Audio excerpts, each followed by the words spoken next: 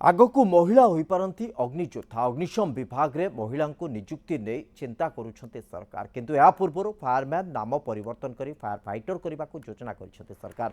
आज अग्नियोद्धा नियुक्ति समारोह रे एमिति किछि सूचना दैछन्ते मुख्यमंत्री मोहन माझी। आज अग्नियोद्धा नियुक्ति समारोह रे 941 जन अग्नियोद्धा को नियुक्ति पत्र प्रदान करिसेंते मुख्यमंत्री। अवसर में समारोह में उपस्थित थिबा उपमुख्यमंत्री प्रभाती परिडा प्रश्न करिसेंते जे काहेकि महिला मानकु फायर सर्विस रे नियुक्ति दिया जाउ नहीं। महिला मानकु फायर सर्विस रे शामिल करने को से मुख्यमंत्री को अनुरोध करथिले। एमितिरे खूब शीघ्र उपमुख्यमंत्री को एही प्रस्ताव उपर ध्यान दिया जिवो। आमे ये फायरमैन जो अच्छी ये शब्द को मध्य टिके आमेंडमेंट करी परिवर्तन करवा एवं यह मध्य केंद्र सरकार द्वारा आलोचना होती।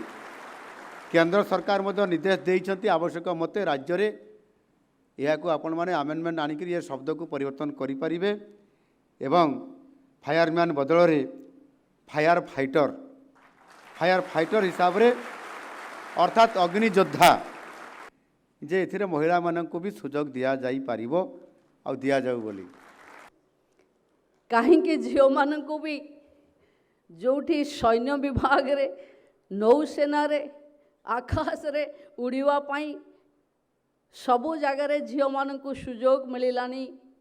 आज फायरमैनटा एकचाटिया भावे पुओ मानक पाई सेवा करिवार सुजोग रहिबा ठीक नुहे। तेणु भावुची आगो को निश्चिंत भावे एथिरे भी आमे झील मानक देखिबा।